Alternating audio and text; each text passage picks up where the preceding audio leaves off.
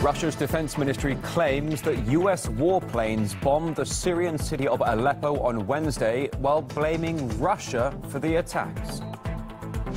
Israel's prime minister describes Arabs and Palestinians as wild beasts and announces a plan to surround all of Israel with a new protective fence. The head of Russia's Orthodox Church, Patriarch Kirill, is en route to Cuba, where an historic meeting with Pope Francis will take place.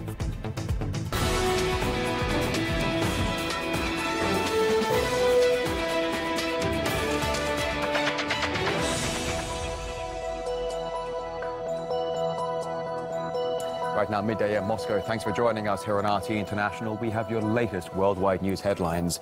And a serious war zone disagreement is developing between Moscow and Washington.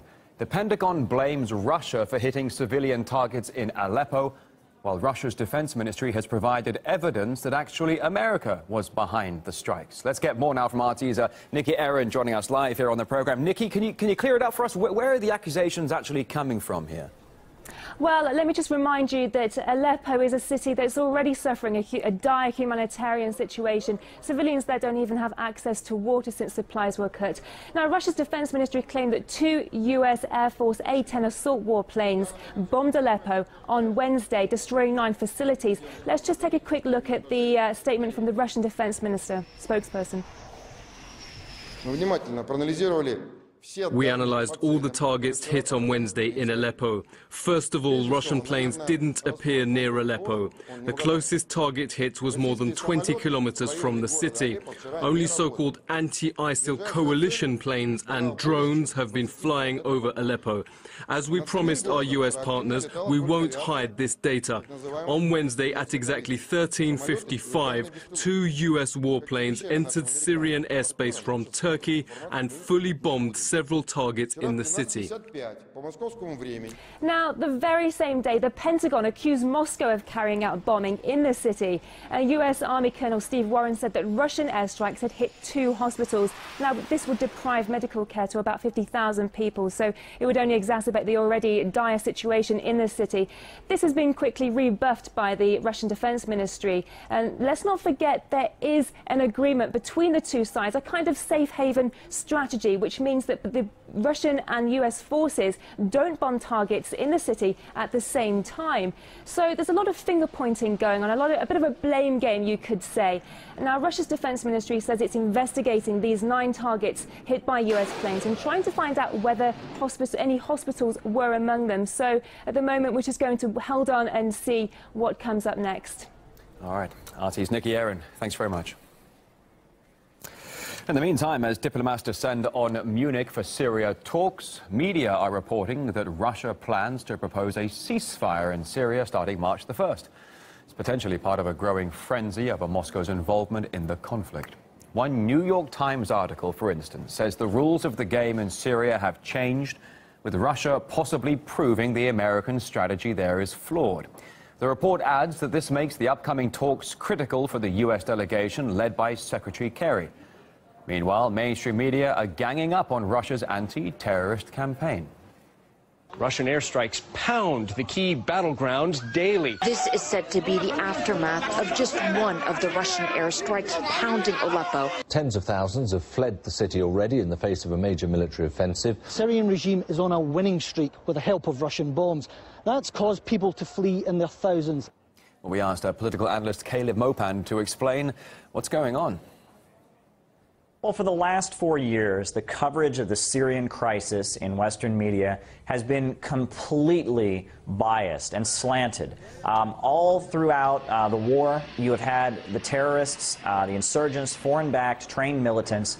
They have been going into churches and slaughtering Christians. They have been slaughtering religious minorities, killing people, just beheading people, torturing people, using child soldiers.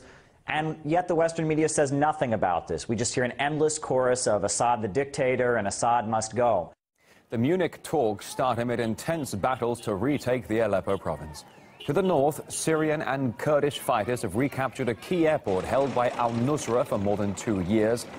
Russian airstrikes, meantime, have killed 2 top terrorism chiefs. Well, RT's Murad Gazdiev has been to the war zone in Aleppo. He told my colleague Neil Harvey how the situation for the locals has become desperate.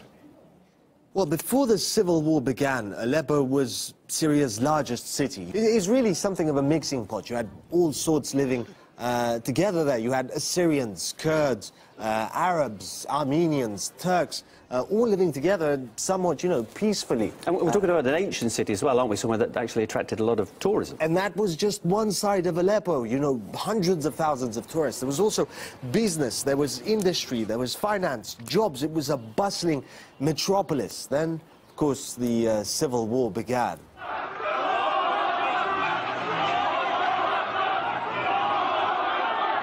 And as I understand, the diversity of Aleppo, that in itself is a problem. Well, it helped feed the problem, and that there's so many different views. Some neighborhoods supported the government, other neighborhoods supported the rebels. Some tried to stay out of it. There's not a street left unmarked by fighting in Aleppo. Nobody really did manage to stay out of it.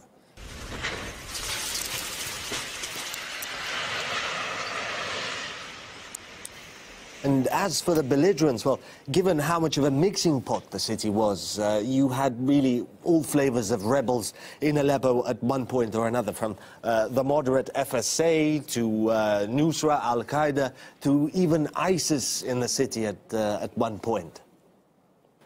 And prior to all this conflict, Aleppo was a wealthy area as well, wasn't it? That must have provided some opportunities for some. Well, it did. Like this video, for example, shows rebels moving machinery, heavy machinery from Aleppo across the Turkish border into Turkey, apparently selling it. They say they liberated this machinery.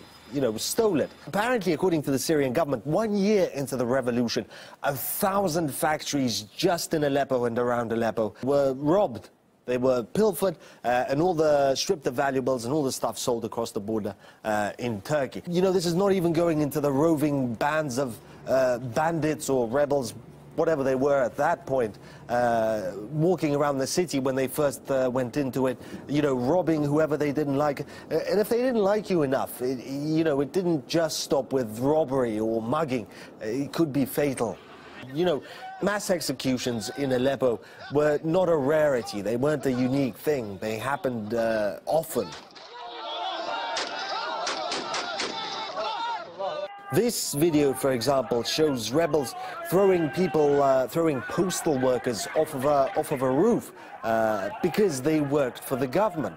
In fact, at one point, rebels actually turned electricity and water supplies off to the entire city because they couldn't switch, unplug just the government-controlled areas. So they disconnected everything, even areas that they controlled. So, is it at all surprising that so many people fled Aleppo? To be fair, though, there were barrel bombs, weren't there? And there were government attacks on rebel neighbourhoods. The government did play a part. Exactly. But it's, the blame is on both sides. It's nowhere near as one-sided as the mainstream media would have you believe. For example, how much time did they devote to all of this? The stuff I just went through.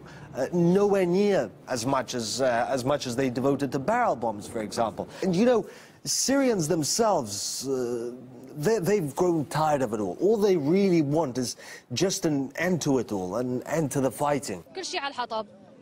During the siege, we didn't have enough water. There was no electricity or gas. The situation was very difficult during the siege. That's because armed groups blockaded us completely.